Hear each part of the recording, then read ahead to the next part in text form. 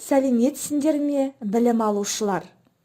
8-ші орыс сыныбындағы қазақ тілі мен әдебиеті сабағын бастайық. Сабақты мен Ахалиева Айнұр Бақталықызы жүргіземін. Бүгінгі сабағымыздың тақырыбы мамандық пен кәсіп түрлері. Оқу мақсатымыз етістіктің бұйрық-рай қызметін білу, ауызша және жазба жұмыстарда орынды қолдану. Бағалау критерийлері етістіктің бұйрық-рай қызметін біледі, ауызша және жазба жұмыстарда орынды қолданады. Жаңа тақырыптың оқу тапсырмалары сіздерге алдын ала берілген. Бүгін сол жаңа тақырыпқа байланысты кері байланыс тапсырмаларын орындаймыз. Қазіргі қоғамда сұранысқа ие кәсіп түрлерін атаңыздаршы. Қазіргі заманда ең қажетті кәсіптер олар инфобизнес, SMM мамандары, сайт жасау, веб дизайнер жасау, аудармашы, копирайтер, графикалық дизайнер жасау және 3D дизайнер. Бұйрық-рай туралы не айта аласыздар? Қазақ тілінде 4 түрлі рай бар. Олар: біріншісі бұйрық рай, екіншісі қалау рай, үшіншісі шартты рай және төртіншісі ашық рай. Бұйрық рай қимылдың іс-әрекетін тыңдаушыға я бөгде біреуге немесе өзіне қаратылып бұйыра, талап, тілек етіле айту мағынасын білдіреді. Жекеше түрі: мен келейін, сен кел, сіз келіңіз, ол келсін. Көпше түрі: біз келейік, сендер келіңдер, сіздер келіңіздер, олар келсін. Тапсырма жеке жұмыс. Абай атамыздың төменде берілген өлеңін қалай түсінесіз, қалай ойлайсыз? Адам жетістікке жету үшін не істеу керек?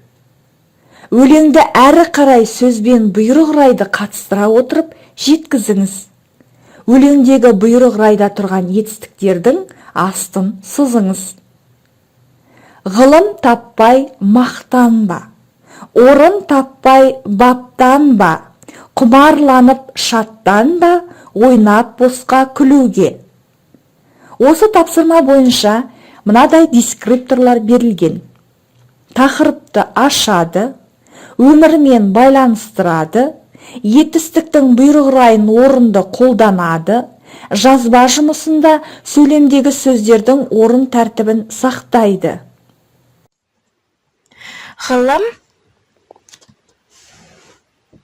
таппай мақтанба, орын таппай баптанба,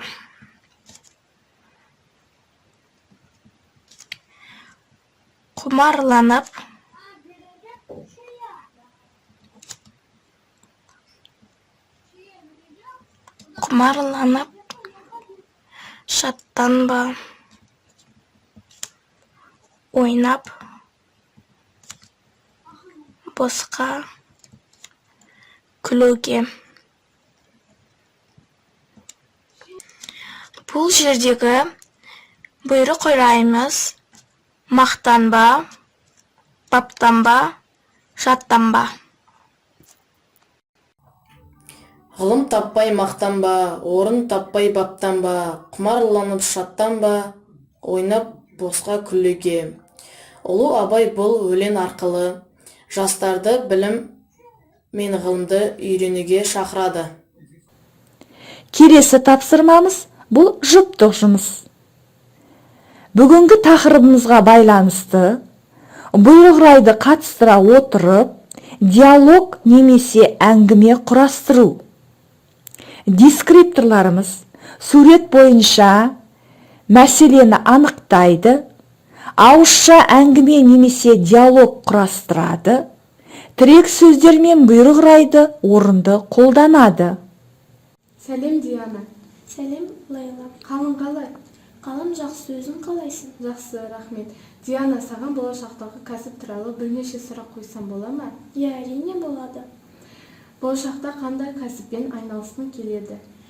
Болашақта мен аудармашы болғым келеді. Бұл кәсіпті неге таңдадың? Бұл кәсіп менің арманым, және маған өте ұнайды. Оны игеру үшін қайда оқу керек? Оны игеру үшін университетте оқу керек. Жақсы маман болу үшін не істеу керек? Жақсы маман болу үшін оқу керек. Білімді болу қажет. Кәсіпкердің бойында қандай қасиеттер болу керек? Кәсіпкердің бойында адамдармен дұрыс сөйлесе білу қажет, және шыдамды болуы керек. Жақсы, рахмет Диана. Болашақтағы арманына жетуіне тілектеспін. Рахмет. Келесі тапсырмамыз мақалды толықтырып жазу. Еңбек етсең, емерсің. Еңбегіңе қарай құрмет. Еңбек ата. Еңбекке жастан. Еңбекте ата, жер ана. Еңбекте жастан, өнерде бастан. Еңбек етсең, емерсің. Ерінбесең, жеңерсің.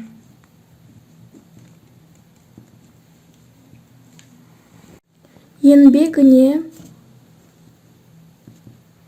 қарай құрмет.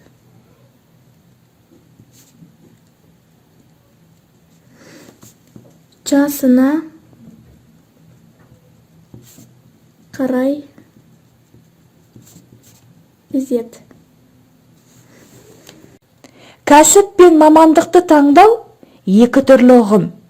Кәсіп адамның қызмет, әрекет ету құбылысы. Осы негізгі қызмет, әрекет ету құбылысын бір шағын формулада жүзеге асыру үшін адамдарға мамандық керек. Мамандыққа ие болған адам күрделі қызмет саласының белгілі бір түрінде ғана жұмыс істей алады. Кәсіптің мамандыққа қарағанда ауқымы кең болады. Өмірге қажетті кәсіп пен мамандықты дұрыс таңдай біліңіздер. Сонда ғана кәсібіңіз өзіңіздің нәсібіңіз болады. Енді бүгінгі сабақтан алған ойымызды қорытындылайық. Тақырып бойынша алған керекті ақпаратты чемоданға салыңыздар. Сабақтағы керек емес болған ақпаратты дүниені қоқыс жәшігіне салыңыздар. Бүгінгі ақпараттың ішінде әлі оқуым керек, толықтыруым керек дегендері болса, ет тартқышқа салыңыздар. Осымен сабағымыз аяқталды. Келесі сабақта кездескенше сау болыңыздар.